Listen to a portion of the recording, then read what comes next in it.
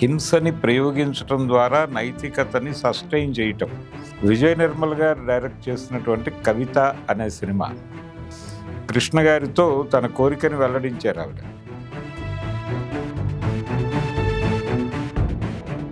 అలా passport build చేసుకోవటానికి సంబంధించి నువ్వు మలయాళంలో చెయ్యి అంటే కొన్ని రిస్కీ సబ్జెక్టులు అక్కడ వర్కౌట్ అవుతాయి. ఒక మహిళ జీవితంలో అన్నీ కోల్పోతుంది, అంటే భర్తను కోల్పోతుంది, ఒక కూతురుతో ఒక సింగిల్ మదర్ ట్రావెల్ మొదలు పెడుతుంది. పల్లెటూరి భాషలో మాట్లాడుకోవాలి అంటే ఉంచుకున్నాడు అనే అంటారు.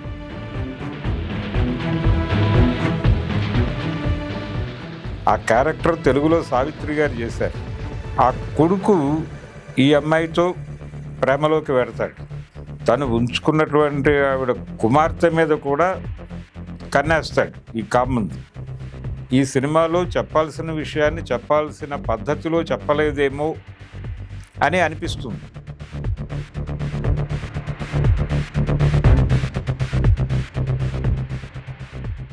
తెలుగులో దాసరి గారు డైరెక్ట్ చేసినటువంటి తూర్పు పడమర.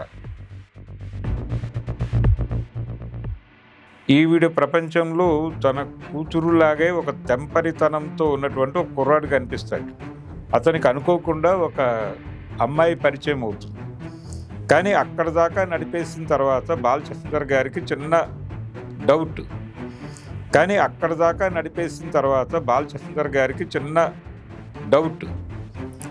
ఎవరైతే ఈ కుర్రాడి ఫాదర్కి ప్రపోజ్ చేశారో ఆ అమ్మాయి మదర్కి తాను ప్రపోజ్ చేయాల్సి రావటం. మానవ సంబంధాల్లో ఇలాంటి గందరగోళాలు ఏర్పడడానికి రీజన్ మనం ప్రాపర్గా వ్యవహరించకపోవటమే. అంటే సర్దార్ పాపారాయుడు అనే సినిమాలో నా తండ్రి ఎవరు అనేటువంటి ఒక ప్రశ్న వెంటాడుతూ ఉంటుంది అతనికి. కూతురైతే అలా ఉంటుంది అని ఆలోచించాడు. సమంతతో తీశారు అ అనే పేరుతో త్రివిక్రమ్ శ్రీనివాస్ గారు. సేమ్ స్టోరీ అప్పుడు మీనాగా వచ్చింది.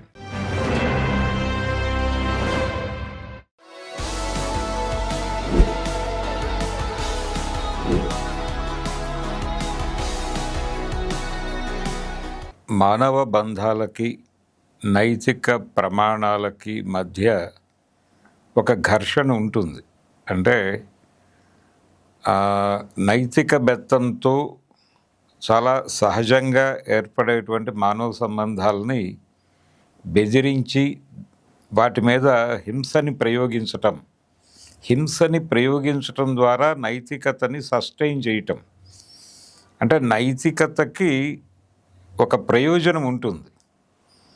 ఆ ప్రయోజనం స్టేట్ ప్రయోజనంతో లింక్ అయి ఉంటుంది, రాజ్య ప్రయోజనంతో లింక్ అయి ఉంటుంది. అందుకని ఈ ఏరియాలో కథల్ని ఆలోచించటం అనేది కొంత ఉత్సాహంగా ఉన్నప్పటికీ కూడా దాన్ని ఎలా కంక్లూడ్ చేయాలి అనే దగ్గర ఒక కన్ఫ్యూజన్ ప్రతి డైరెక్టర్కి, అంటే ఆ ఏరియాలోకి వెళ్ళిన ప్రతి డైరెక్టర్కి ఆ కన్ఫ్యూజన్ ఎదురవటం అనేది మనకి కనిపిస్తుంది. మానవ సంబంధాలు అనేటువంటి ఏరియాలోకి వెళ్ళినప్పుడు మీరు ఎప్పుడైతే నైతికతను పట్టుకొస్తారో అప్పుడు ప్రజాస్వామ్యం అనేది ఎండ్ అవుతుంది. అంటే డెమోక్రటిక్ థింకింగ్ ప్రాసెస్ అనేది క్లోజ్ అవుతుంది. దాంతో ఒక సాంప్రదాయ ముగింపు ఇవ్వటం కోసం ఆ క్యారెక్టర్లను చంపేయటమో ఏదో ఒకటి ఒక స్టాండ్ తీసుకోక తప్పని పరిస్థితి ఏర్పడుతుంది డైరెక్టర్లకు కావచ్చు, కథకులకి కావచ్చు. అలాంటి మానవ సంబంధాల ఏరియాలో ఉండేటువంటి ఒక నైతికత కోణంలో నుంచి చూస్తే కొంచెం జటిలంగాను క్లిష్టంగాను అనిపించేటువంటి మానవ సంబంధాల జోలికి వెళ్ళినటువంటి 2 సినిమాల గురించి నేను మాట్లాడతాను ఈరోజు.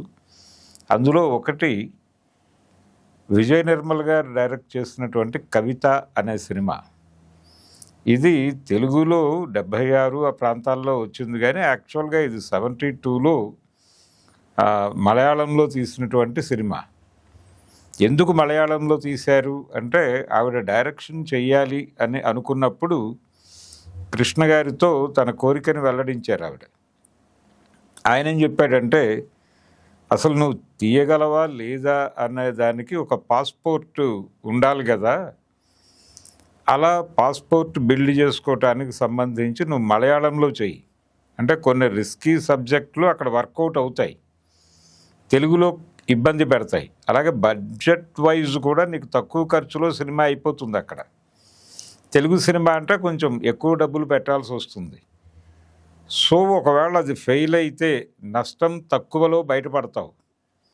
ఒకవేళ సక్సెస్ అయితే అది నీకు ఒక టెంప్లెట్ ఫిల్మ్గా ఉంటుంది, అది చూపించుకుని ఇంకొక సినిమా డిజైన్ చేసుకోవచ్చు. నీకు ఒక కాన్ఫిడెన్స్ వస్తుంది, ప్రజామోదం పొందాము అనేటువంటిది ఒక కాన్ఫిడెన్స్ కూడా వస్తుంది. కనుక మలయాళంలో ఏదైనా ఒక కథ పట్టుకుని ప్రయత్నం చేస్తే బాగానే ఉంటుంది అని చెప్పాడు ఆయన. చెప్పిన మేరకు ఈవిడ ఒక కథ తయారు చేసుకున్నారు. ఆ కథలో అంశం ఏమిటంటే ఒక మహిళ జీవితంలో అన్నీ కోల్పోతుంది, అంటే భర్తను కోల్పోతుంది, ఒక కూతురుతో ఒక సింగిల్ మదర్ ట్రావెల్ మొదలు పెడుతుంది, జీవితంతో యుద్ధం చేయటం మొదలు పెడుతుంది. ఈ కూతురుని ఎలాగైనా పెంచటం అనేదే అక్కడ ప్రథమ ప్రాధాన్యతగా మారుతుంది. కనుక ఆ కూతుర్ని పెంచటం కోసం తాను ఆ ఊళ్ళో ఒక పెద్ద మనిషి అంటే కామందు గారి ప్రాపకంలోకి వెడుతుంది. ఈ ప్రాపకంలోకి వెళ్ళటం అనేది నేను గౌరవప్రదంగా చెప్పాను, కానీ మామూలుగా పామర భాషలో ఉంచుకున్నాడు అనే అంటారు, పల్లెటూరి భాషలో మాట్లాడుకోవాలి అంటే. అలా అతని ప్రాపకంలోకి వెళ్ళి ఆ సంపాదనతో, ఆ డబ్బులతో తన కూతురిని బతికించి చదివించి ప్రయోజకురాలిని చేసి తాను ఎందుకు ఇలా బతకాల్సి వస్తుందో అలాంటి బతుకు తన కూతురికి రాకుండా చేయటానికి ప్రయత్నం చేస్తుంది. ఈ ప్రయత్నంలో తను ఉంటుంది, ఈ ఇంటెన్షన్ తన వరకు మాత్రమే పరిమితం. ఆ క్యారెక్టర్ తెలుగులో సావిత్రి గారు చేశారు. ఆ కూతురి పాత్రలో విజయ నిర్మల్ గారే నటించారు. ఆవిడే డైరెక్టరు, ఆవిడే యాక్ట్ చేశారు ఆ క్యారెక్టర్. అయితే ఈ కామందు పాత్ర జగయ్య గారు చేశారు. ఆ కామందుకి ఒక కొడుకు ఉంటాడు. ఆ కొడుకు ఈ అమ్మాయితో ప్రేమలోకి వెడతాడు. అది తండ్రికి నచ్చదు. ఎందుకంటే ఈ అమ్మాయి కులమేమిటి, గోత్రమేమిటి, ఇవన్నీ పెళ్ళికి క్రైటీరియాగా మారతాయి. తను ఇల్లీగల్ అఫైర్ నడపడానికి ఇబ్బంది కాదు ఇవన్నీ, కానీ ఒక రిలేషన్, ఒక కాంక్రీట్ రిలేషన్ నడపడానికి మాత్రం కులము, గోత్రము ఇవన్నీ చాలా అవసరమైనటువంటి పరిస్థితి. కనుక అది అంగీకరించడు ఆయన. అబ్బాయి అలా ఎలా కుదురుతుంది అనుకుంటాడు. ఈ లోపు తనకి ఆ అమ్మాయి మీద ఇంట్రెస్ట్ ఉంటుంది. ఏది తను ఉంచుకున్నటువంటి ఆవిడ కుమార్తె మీద కూడా కన్నేస్తాడు ఈ కామందు. కన్నేసి ఆ అమ్మాయిని చెరచడానికి ట్రై చేస్తాడు, చెరుస్తాడు కూడా. చెరిచిన తర్వాత ఆ అమ్మాయి ఆటోమేటిక్గా ఒక కండిషన్, అతని వలన పాడైన సందర్భంగా అమ్మాయి ప్రెగ్నెంట్ అవుతుంది. ప్రెగ్నెంట్ అయినప్పుడు ఈ మదర్ వెళ్ళిపోతుంది అప్పటికే ఈ గందరగోళంలో. కనుక ఈ అమ్మాయిని పెళ్లి చేసుకోవటానికి అయినప్పటికీ నేను పెళ్లి చేసుకుంటానని ముందుకు వస్తాడు ఆ కామందు గారి కొడుకు. వచ్చినప్పుడు ఈవిడ యాక్సెప్ట్ చేయదు. ఈవిడికి అక్కడ నైతికత వచ్చేస్తుంది. మళ్ళీ డైరెక్టర్ గారు అక్కడి వరకు రెవల్యూషనరీగా నడిపి, రెవల్యూషనరీ అని కూడా కాదు, కొంత డెమోక్రటిక్గా నడిపిన తర్వాత అక్కడ సమాజము, నైతికత అనేటువంటి కొన్ని వచ్చేస్తాయి. వచ్చేసిన తర్వాత ఈ క్యారెక్టర్తో ఏం మాట్లాడించాలి అనేది సమస్య.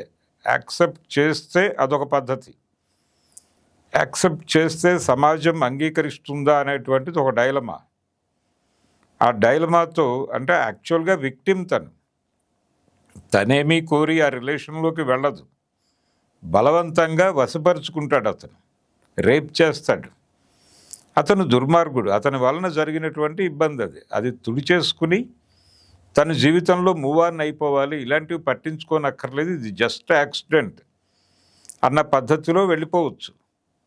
కానీ తను ఆ ప్రెగ్నెంట్ అయిన తర్వాత ఒక జడ్జిమెంట్లోకి వెళుతుంది. అదేంటంటే, నువ్వు నన్ను ఎవరైతే తల్లిని చేశారో వాడికి కొడుకువు నువ్వు, కాబట్టి నాకు పుట్టబోయేవాడు నీకు తమ్ముడో చెల్లెలో అవుతుంది, అప్పుడు నువ్వు నాకు కొడుకు అవుతావు, నీతో నేను ఎలా ట్రావెల్ అవుతాను అనేటువంటి ఒక ధర్మ మీమాంసని ఎజెండాలోకి పట్టుకొచ్చి మాట్లాడిస్తారు ఆ క్యారెక్టర్తో.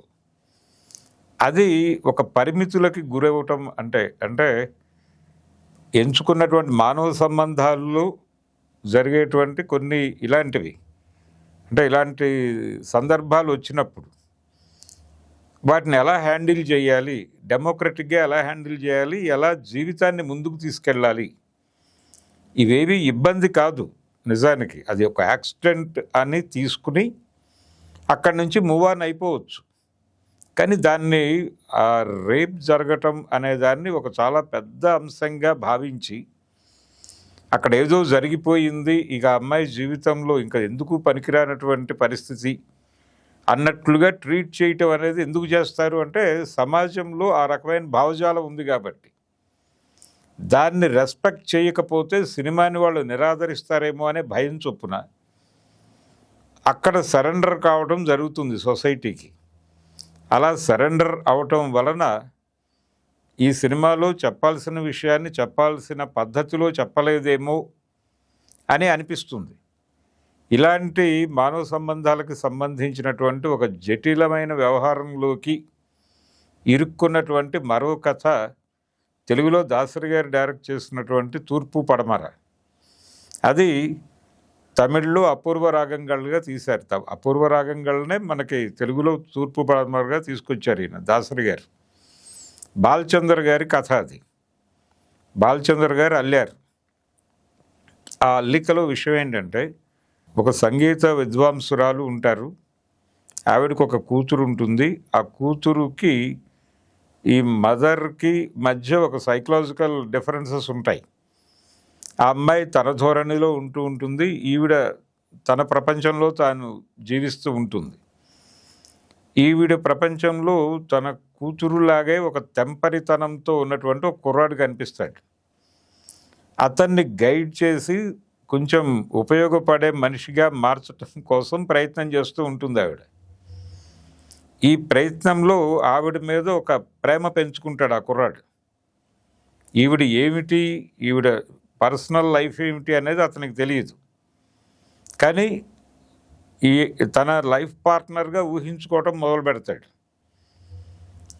ఏజ్ ఫ్యాక్టర్ ఉంటుంది అక్కడ. వాడు తమ మధ్య కొంత ఏజ్ డిఫరెన్స్ ఉంది అనే విషయం అతను నోటీస్ చేస్తాడు, కానీ అది ఇష్యూ కాదు అనుకుంటాడు. ఇదే సమయంలో ఈ కుర్రాడికి అతని తండ్రికి మధ్య గ్యాప్ ఉంటుంది. అక్కడ మదర్ ఉండదు, ఇక్కడ ఫాదర్ ఉండడు. అక్కడ వాళ్ళిద్దరి మధ్య ఉన్నటువంటి గ్యాప్లో ఆయన ఒంటరితనం ఫీల్ అవుతూ ఎలా ఈ అంటే ఆ లోన్లీనెస్లో అతనికి అనుకోకుండా ఒక అమ్మాయి పరిచయం అవుతుంది. పరిచయం అయ్యి కొంచెం దగ్గర అవుతారు వాళ్ళిద్దరు. దగ్గరైన తర్వాత ఆ అమ్మాయిలు ఈ కుర్రాళ్ళు వీళ్ళు విచిత్రమైనటువంటి వ్యవహార శైలి కంటే కూడా ఈ ఏజ్ అయిపోయిన ఆయనైనా బాగుంది కదా, సరదాగా ఇతనితో మనం జీవితాన్ని షేర్ చేసుకుంటే ఎలా ఉంటుంది అనేటువంటి ఒక ఎండ్కి వెళ్ళి ఆలోచిస్తుంది. ఆలోచించి దాదాపుగా ప్రపోజల్ పెట్టేస్తుంది అతని ముందు. అదే టైంలో ఇక్కడ ఈ కుర్రాడు ఆ అమ్మాయి మదర్కి ప్రపోజ్ చేస్తాడు. ఇది మానవ సంబంధాల్లో అంటే ఏది కూడా ఎవరో క్రియేట్ చేసినట్టుగా జరగదు. అది ఆర్గానిక్గానే ఒకరికొకరు దగ్గరై కలిసి ప్రయాణించాలి, జీవితాన్ని పంచుకోవాలి అని అనుకుంటారు. అదేం తప్పు కాదు. కానీ అక్కడ దాకా నడిపేసిన తర్వాత బాలచందర్ గారికి చిన్న డౌట్. అంటే దీన్ని సమాజం ఎలా తీసుకుంటుంది అంటే, ఇక్కడేమో ఇతను ఆ అమ్మాయికి అత్తగారిగా మారుతుంది ఈవిడ. అంటే ఒక రకంగా వీళ్ళిద్దరూ పెళ్లి చేసుకుంటే, ఇప్పుడు ఈ కుర్రాడు ఈ అమ్మాయి పెళ్లి చేసుకుంటేనేమో అదొక ప్రాపర్ రిలేషన్గానే ప్రపంచం అనుకుంటుంది. వాళ్ళిద్దరూ పెద్దలుగా ఆశీర్వదించేస్తే, లేదు వాళ్ళ మధ్య ఒక రిలేషన్ ఎస్టాబ్లిష్ చేసినా వాళ్ళిద్దరి చేత వీళ్ళ ఆశీర్వాదం పొందితే అదొక పద్ధతి.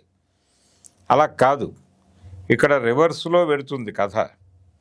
రివర్స్లో అంటే ఎవరైతే ఈ కుర్రాడి ఫాదర్కి ప్రపోజ్ చేశారో ఆ అమ్మాయి మదర్కి తాను ప్రపోజ్ చేయాల్సి రావటం.